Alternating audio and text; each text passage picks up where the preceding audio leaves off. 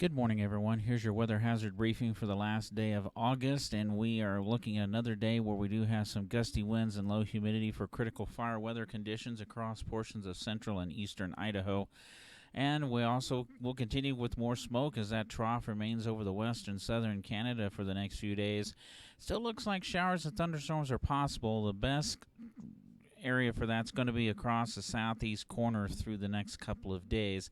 But with this trough over the area, temperatures will start to back down and be cooler, especially for the middle part of the upcoming week. Satellite loop shows that storm initial wave over portions of British Columbia. This will continue to settle in to the south and to the east over the next few days. Here is the beginnings of the monsoon moisture lifting north through the desert southwest, and some of that moisture from Nora will continue to work up through here, but it still looks like the deeper moisture, the better moisture, is going to stay off to our south and to the east. And like we said, gusty winds and low humidity. Where we have our major risk areas is where we have our red flag warning in effect for today. The smoke will also be an issue. We've already had some reduced visibilities, and that trend will continue today. We go into tomorrow, we see less wind, but continued low humidity conditions over many areas. It still looks like portions of the Snake Plain and Magic Valley may see some wind gusts in excess of 25 miles an hour tomorrow. But the rest of the week, impacts will be from smoke. We will see less wind each day across the area. And there's that smaller risk, that risk of a few showers and thunderstorms over the southeast corner. Some of those may actually try to creep, especially Thursday and Friday, up towards Island Park and also over towards City of Rocks in that area as well. But the best bet will be across that southeast corner down around the Bear Lake area. Looking at that smoke forecast, as a matter of fact, we will show that pretty good push of smoke that came in here yesterday kind of shifts east, but we have another one right on its heels coming through today, especially across southeast Idaho, and then another push tonight as those fires continue to flare up, especially over California, and that southwest flow remains, and that smoke will continue to be in the area. Now, we'll have to see if our air quality will continue to be degraded across our area or if it will start ebb and flow as we get some of these bigger pushes of smoke pushing out and then more coming in at a later time over the period. So certainly the smoke is really not going anywhere anytime soon with all the fires across the western U.S. Now, we talked about the moisture coming in from Nora and from the southwestern United States. Here we are for this morning. On the left side is the chance of precipitation where we see an inch, a hundredth of an inch, and that's technically the definition for measurable precipitation. And on the on the right side, we have greater than a tenth of an inch, and that's what we can look at for wetting rains for the fire weather community.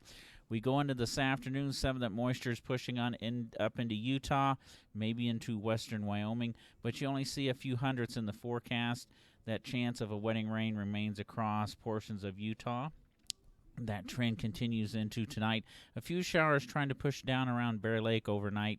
As we go into tomorrow, you'll see just a few hundredths of inches of rain in the forecast, but that potential for a wetting rain is really not there across eastern Idaho, and that will continue into Wednesday afternoon and evening into the area. Again, most of the precipitation will be on the light side. So how are things shaping up in terms of those winds for today? We talked about it being pretty breezy across the area.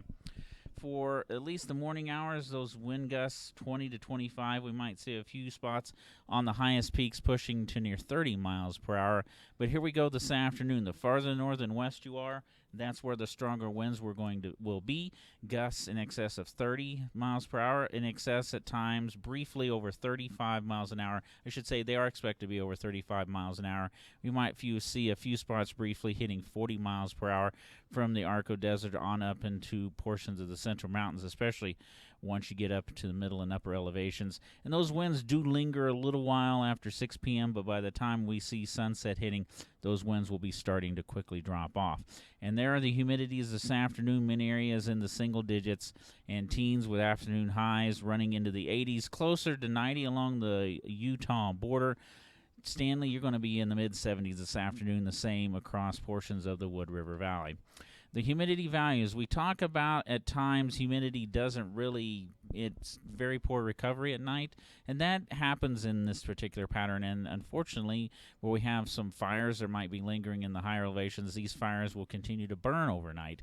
And you can see across much of the central mountains down into the southern highlands, humidities don't really recover overnight. So that's what we mean when we talk about poor humidity recovery and potentials for fires to not really die down during the overnight hours. That moisture creeps into the southeast corner tomorrow, but elsewhere, humidity values ranging in the high single digits to low teens. Temperatures tomorrow start backing down just a few degrees. A few spots only hitting 80 degrees. Most of us, where we have populated areas, will be in the 70s. It'll be in the 50s and 60s in the mountains.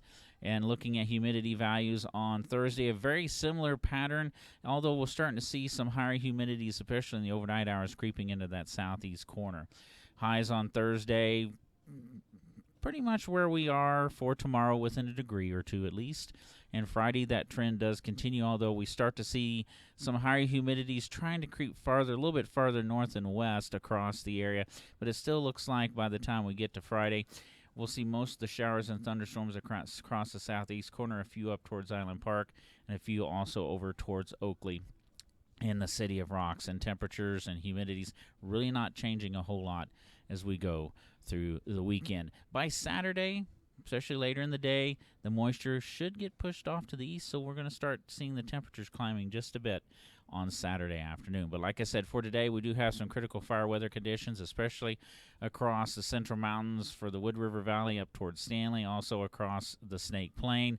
The smoke will continue to come into our area from those fires across the western U.S. farther to our west. But that trough over us keeps some showers and thunderstorms mainly going in the southeast corner with some cooler temperatures on the way. Have a great Tuesday. Have a great last day of August, and do stay safe out there, everyone.